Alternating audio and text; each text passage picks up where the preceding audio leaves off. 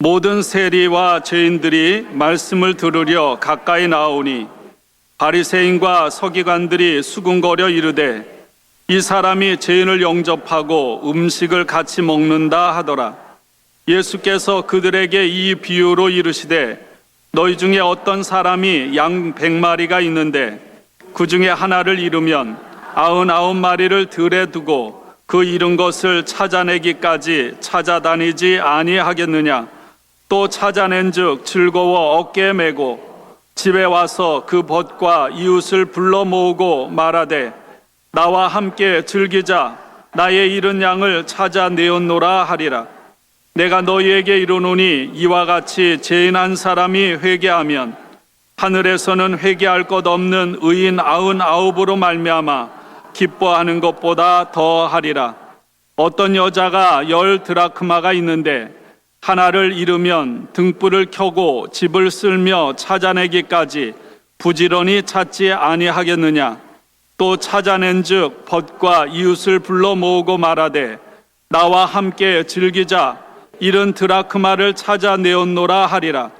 내가 너희에게 이르노니 이와 같이 죄인 한 사람이 회개하면 하나님의 사자들 앞에 기쁨이 되느니라. 아멘.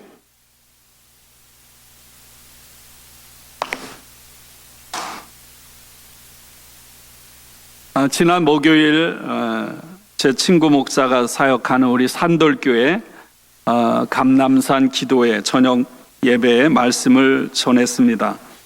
하나님께서 원하시는 교회라는 주제로 말씀을 전해달라는 요청을 받고 어머니와 같은 교회, 어머니와 같은 성도 이런 제목으로 말씀을 전했습니다. 제가 한 2주 이렇게 다리가 아파서 이렇게 좀 꾀병을 부렸는데 목사님 힘들다고 우리 정지현 장로님이 직접 운전을 해가지고 그래 같이 다녀왔습니다. 저는 그런 걸 몸둘 바를 모르는데 그렇게 섬겨주셔서 한편 황송하고 또 감사하기도 했습니다. 저는 교회에 나오는 여러분들을 볼 때마다 눈시울이 붉어질 때가 많습니다. 특별히 예배 시간에 생전에 우리가 교제 찬송을 부를 때 여러분들을 바라보면 정말 눈시울이 붉어집니다. 함께 만나고 함께 기쁨을 나누고 또 서로를 축복할 때 그 모습이 마치 천국에서의 잔치의 모습을 보는 것 같습니다. 여러분, 하나님은 어디에나 계시기 때문에 우리는 어디서든지 예배할 수 있습니다. 특정한 장소가 아니라 예수님을 주님으로 고백할 수 있는 곳이라면 다 그곳이 성전이요, 그곳이 교회입니다. 사도 바울은 심지어 우리의 마음이 성전이라고까지 했습니다. 교회, 이렇게 벽돌로 세워진 이 교회만이 하나님을 예배할 수 있는 유일한 곳은 아닌 거죠. 그렇다면 교회, 성전은 무엇일까? 여러분, 하나님을 만나는 곳, 그리고 하나님을 예배하는 장소입니다. 어디서든지 하나님을 만날 수 있고 하나님께 예배 드릴 수 있지만 하나님 앞에 예배 드리기에 가장 좋은 곳, 가장 적합한 곳이 교회임을 믿습니다. 예수 그리스도 교회는 사도 바울은 예수 그리스도의 몸이라고 했습니다. 다른 말로 말하면 교회는 예수님입니다. 좁은 의미로, 제가 생각하기엔 좁은 의미로 우리는 교회에 가야만 예수님을 만날 수 있다고 생각이 듭니다. 교회는 건물이 아니지만 그러나 이 교회는 바로 예수님임을 믿습니다. 우리가 함께 모이는 이 공동체가, 그리고 함께 모이는 이 자리가 바로 예수님임을 믿습니다. 수고하고 무거운 짐진 자들아 다 내게로 오라. 내가 너희를 쉬게 하리라.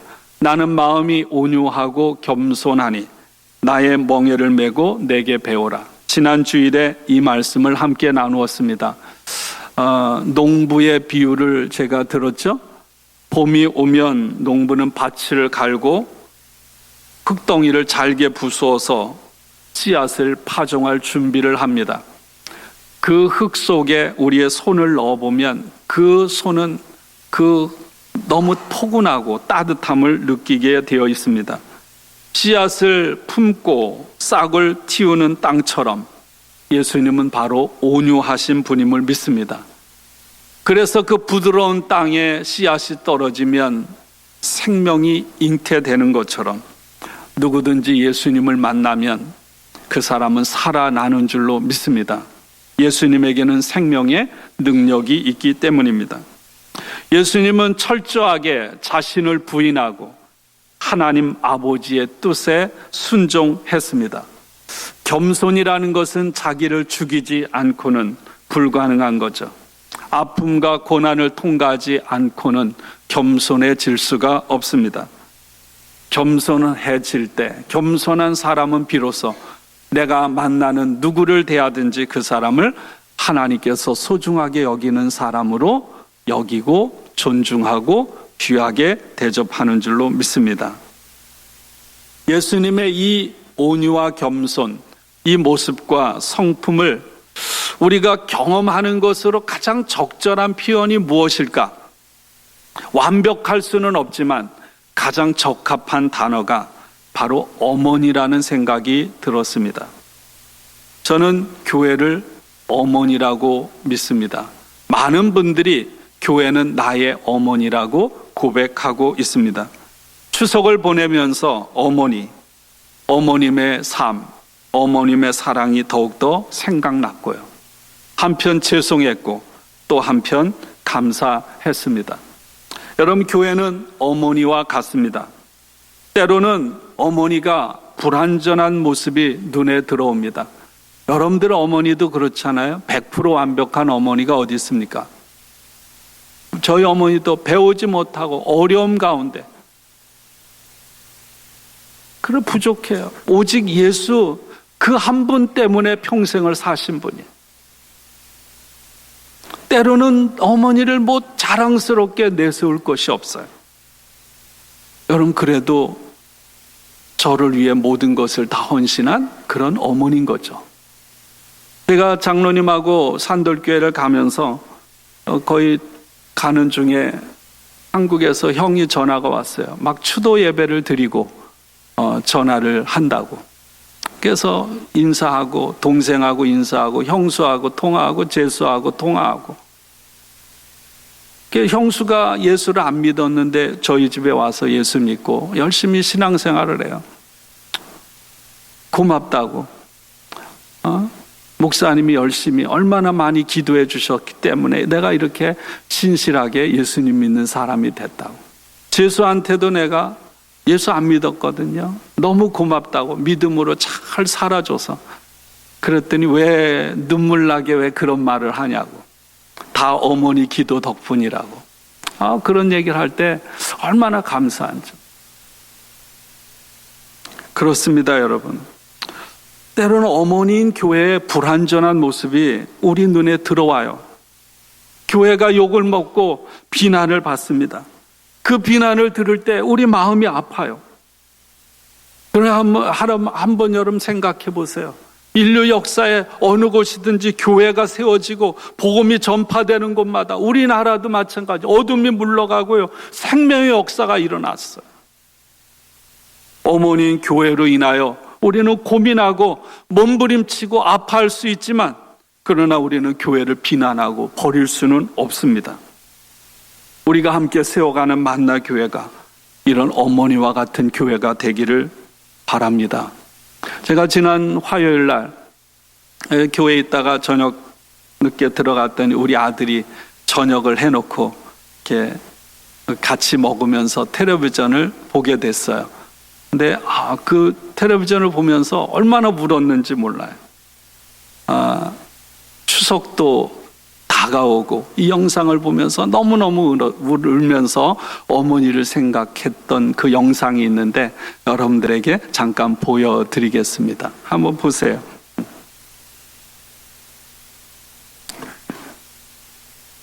설교 안 하고 영상만 보면 좋을 것 같아요. 다시 봐도 이렇게 많이 눈물이 흐릅니다. 자신의 삶을 성도리째 바쳐서 섬기고 희생하고 자식들을 키웠음에도 불구하고 왜 이렇게 미안한 게 많은지, 감사하고 또 고마운지, 그럼 이것이 오늘 저희들을 있게 한, 그리고 희생한 어머니의 마음이고 삶인 거죠. 저는 만나 교회와 그리고 이 교회를 이루는 성도님들이 온유하고 겸손한 예수님의 삶을 본받기를 원합니다. 부드럽고 따뜻한 어머니의 품과 같이 이 교회를 찾아오는 사람들이 누구든지 그들을 품어주고 감싸주고 살려내는 그런 교회를 세워가기 원합니다. 또 이 교회를 이루는 우리들이 서로 사랑하고 감사하고 또 겸손함으로 서로를 품어주는 어머니 같은 성도들이 된다면 한번 그 그림을 그려보세요. 오늘 저희들이 읽은 말씀은 잃어버린 것에 대한 비유입니다. 잃어버린 양, 잃어버린 동전에 대한 비유죠. 그리고 11절부터는 잃어버린 아들에 대한 비유, 이 세 가지 비유입니다. 각각의 이야기는 죄인 하나가 회개하면이라는 말로 끝을 맺고 있습니다. 1절에 보면 예수님에게 세리와 온갖 죄인들이 몰려왔습니다. 예수님은 언제나 이런 사람들이 자신에게 몰려오면 다 내치지 않고요, 그들을 다 받아들여서 함께 잔치를 베푸는 거예요. 바리새인들이 예수님에게 무슨 꼬리표를 붙입니까? 먹기를 탐하고 술을 좋아하는 사람, 이렇게 꼬리표를 붙였습니다. 예수님에게 와서 이 세리와 죄인들은 잔치를 베풀고 그렇게 기뻐하는데 그 모습을 견딜 수 없는 사람, 누굴까요? 바리새인과 서기관, 율법학자들은 그것을 견딜 수 없어 괴로워합니다. 그리고 예수님을 비난해요. 그런 예수님을 비난하는 바리새인과 율법학자들을 향해 예수님께서 비유로 말씀하신 거죠.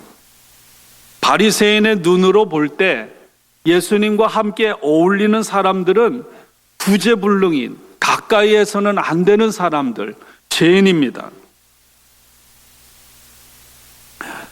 오늘 읽은 말씀, 그리고 다음 11절 이하의 구절의 주인공은 누군가요? 목자, 그리고 여인, 그리고 아버지. 이 주인공이죠. 이들은 벗과 이웃을 불러서 나와 함께 즐기자, 6절, 9절에 또 24절에 우리가 먹고 즐기자, 이렇게 초청을 합니다. 잃어버린 것을 찾은 후에 이 주인은 너무나 그 찾은 것에 대한 기쁨이 커서 그 기쁨을 주체할 수가 없는 거예요. 혼자서 그 기쁨을 누릴 수가 없는 거예요. 그래서 다른 많은 사람들을 초청해서 잔치를 베풀었습니다. 오늘 말씀에 보면 그 잔치에는 세리와 죄인뿐만 아니라 자신을 비난하는 바리새인과 서기관들까지, 더 나아가서는 하늘에 있는 천사들까지 잔치에 초대를 하고 있음을 봅니다. 여러분, 기쁨은 복음의 핵심임을 믿습니다. 여러분, 보네퍼는 그랬어요. 기독교는 기쁨의 종교라고. 기쁨을 잃어버린 기독교는 기독교가 아니라고요. 다시 말하면 여러분이 주님을 믿으며 살아감에도 불구하고 기쁨이 없다면 여러분 가짜입니다. 그리스도인이 아닌 거죠. 제가 좋아하는 말씀 사도행전 8장 아시죠? 예루살렘에 핍박이 가해졌습니다. 제자들이, 사람들이 뿔뿔이 흩어지고 스데반이 돌에 맞아 죽습니다. 7 집사 중에 한 사람인 빌립이 사마리아 성, 부정한 성, 이방인들 개취급당하는 사람들이 살아가는 그 성에 가서 예수가 주님이라고 복음을 전했습니다.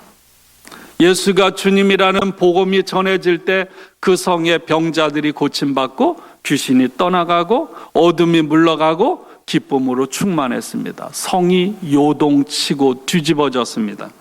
여러분, 바로 복음은 이렇게 능력이 있음을 믿습니다. 복음이 전해지는 곳에 생명의 역사가 일어나는 거예요.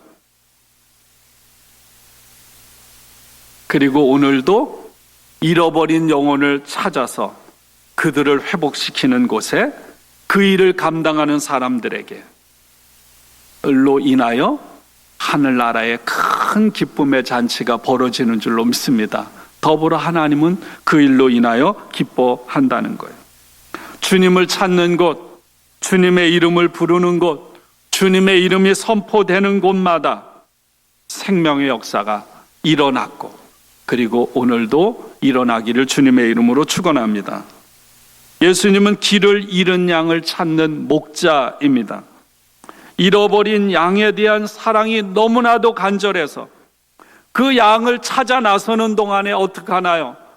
99마리의 양을 들판에 그냥 버려두고 한 마리의 양을 찾아 나섭니다.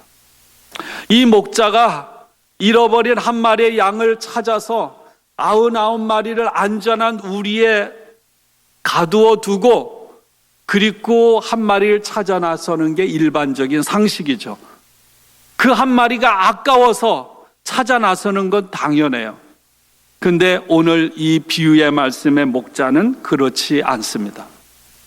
잃어버린 한 마리의 양을 찾기 위해 99마리의 양을 위험이 도사린 들판에 그냥 두고 한 마리의 양을 찾아 나서는 것입니다. 사람들이 볼 때 어리석은 짓이요?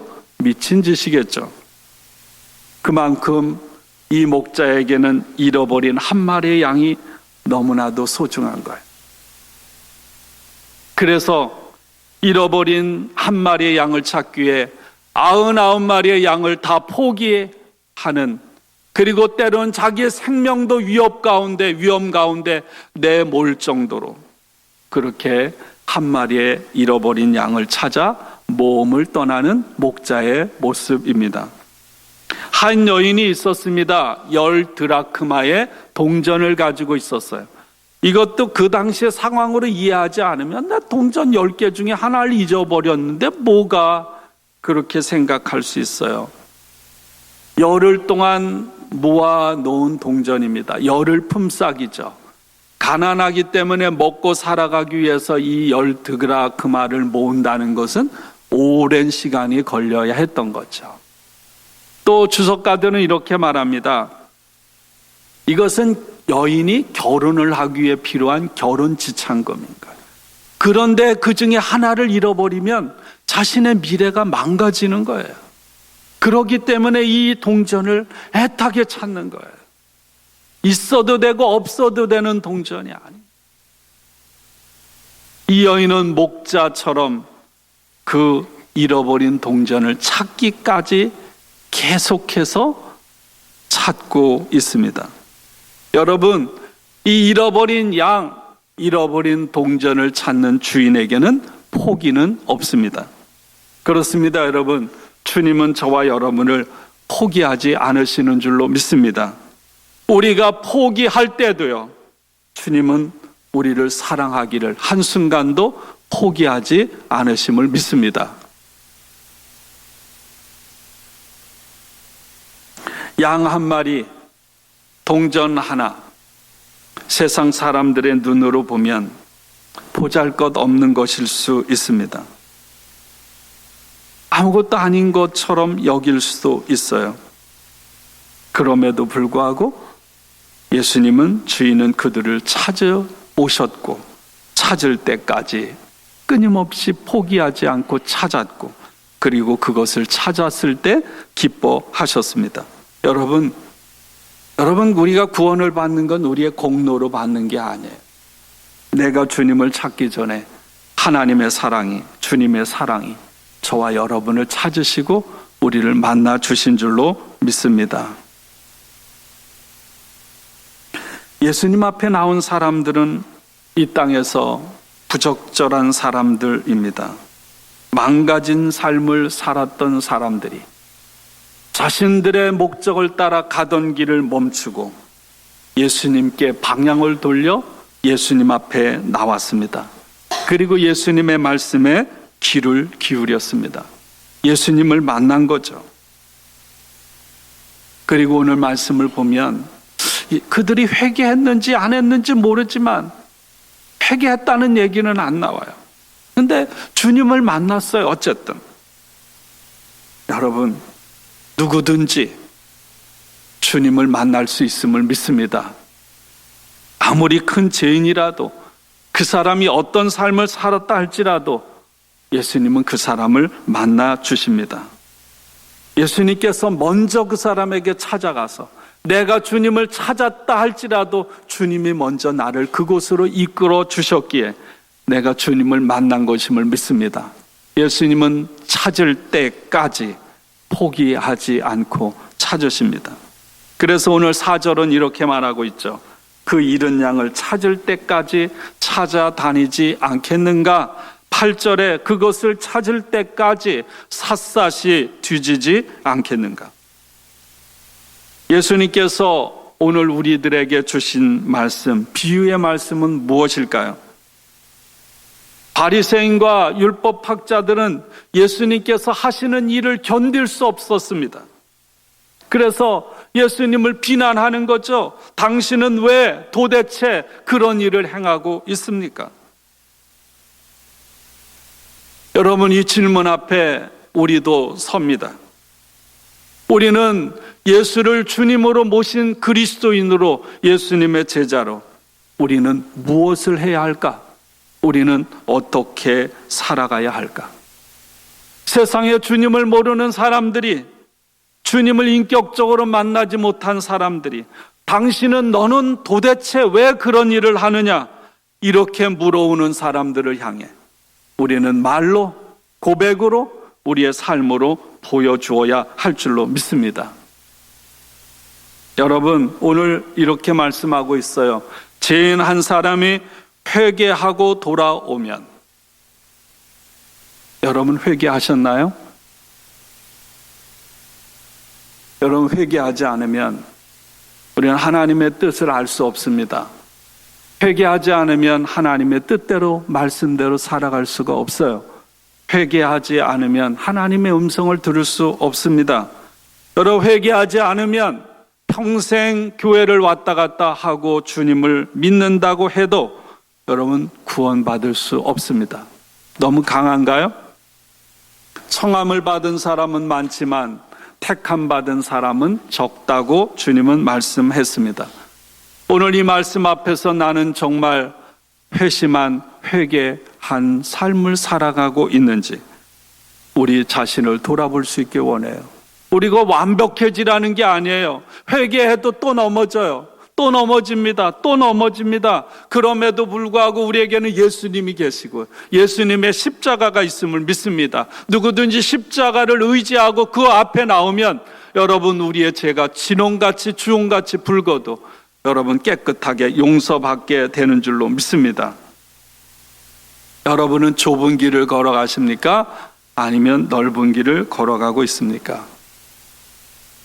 제가 두 주 이렇게 아파보고 작년에 수술하면서 경험하는 거 있어요. 여러분, 이 땅의 삶은 영원하지 않아요. 영원하지 않습니다. 다 죽습니다. 다 죽어요. 우리는 이 땅에서 나그네로 살아갑니다. 우리의 본향은 하나님 나라입니다. 그러므로 우리가 이 땅에서 나그네 인생이기 때문에 이 땅에서 주님의 말씀을 따라서 주님의 뜻대로 살아야 합니다. 처음에 완벽할 수 없죠. 걸음마 배우듯 처음 내딛는 발걸음이 완벽할 수 없어요. 그럼에도 불구하고 함께 하시는 주님, 성령님을 의지하여 한 걸음 한 걸음 나아갈 때 나도 모르게 내 삶이 주님을 닮아가게 되는 줄로 믿습니다. 여러분, 10불짜리 짝퉁 보셨어요? 그런 거 짝퉁이라고 안 하죠? 짝퉁은 좀 값이 나가야 짝퉁이라고 그러죠? 그렇죠? 가치가 있고 여러분 소중해야 짝퉁이 있는 거예요. 그래서 여러분, 우리의 삶에도 가짜 믿음, 싸구려 믿음이 많은 거예요. 가짜인데 진짜처럼 보이는 거죠. 근데 여러분, 머지않아 우리들이 하나님 앞에 섭니다. 제가 56인데 여러분, 제가 얼마나 살까요? 50년 살 수 있을 것 같을까요? 50년 못 살걸요? 50년 아니라 1년도 못 살 수도 있어요. 하나님의 뜻이라면. 그때 우리가 하나님 앞에 서서 하나님의 말씀을 듣는다면 어떤 말씀을 들을까요? Well done, 잘했구나, 착하고 충성된 종아, 이런 말씀을 들을까요?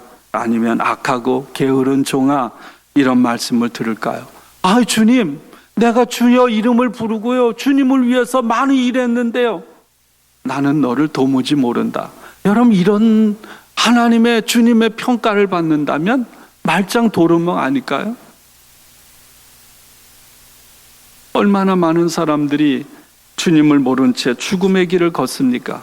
얼마나 많은 사람들이 하나님을 믿고 주님을 믿는다고 하면서도 멸망의 길을 걸어가고 있습니까? 오늘 저와 여러분에게 주님이 필요하고요, 주님의 십자가가 필요함을 믿습니다. 제가 오늘 예배 전에 우리 자매님과 함께 만나서 기도하고 들어왔어요. 남편이 통증으로 견딜 수 없는,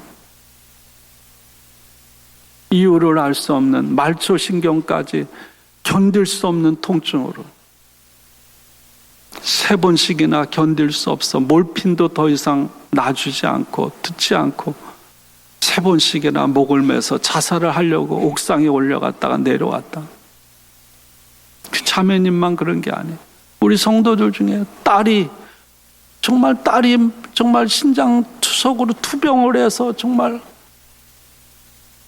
위급한 상황에 있는 딸이, 또 다른 권사님도 그런 딸이 있고요. 여러분, 우리의 삶이 그래요. 아픔이 많아요. 겉으로는 다 멀쩡한 것 같아도요, 아픔이 있습니다. 그래서 우리에게 예수님이 필요한 거예요. 하나님이 필요한 거예요. 주님이 아니면 여러분, 우리가 무엇으로 살아갈 수 있겠어요? 여러분, 여러분의 인생이 몇 년 남았을 것 같아요? 10년 남은 분도 있을 거고 20년, 30년. 우리는 기계처럼 정신없이 미래를 준비하고 노후를 준비한다고, 자식을 위해서 준비한다고 정신없이 살아갑니다. 근데 진짜 무엇을 위해서 살아가야 할까요? 매일매일.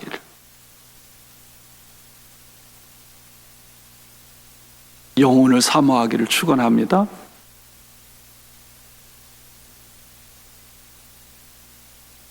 오늘 주님은 어떤 분입니까? 하나님은 찾을 때까지 사랑으로 끝까지 찾으시는 주님, 끝까지 찾으시는 주님의 사랑을 기억하고 우리도 주님을 바라보고 주님의 삶, 주님의 가르침을 따라 살아가기를 원합니다.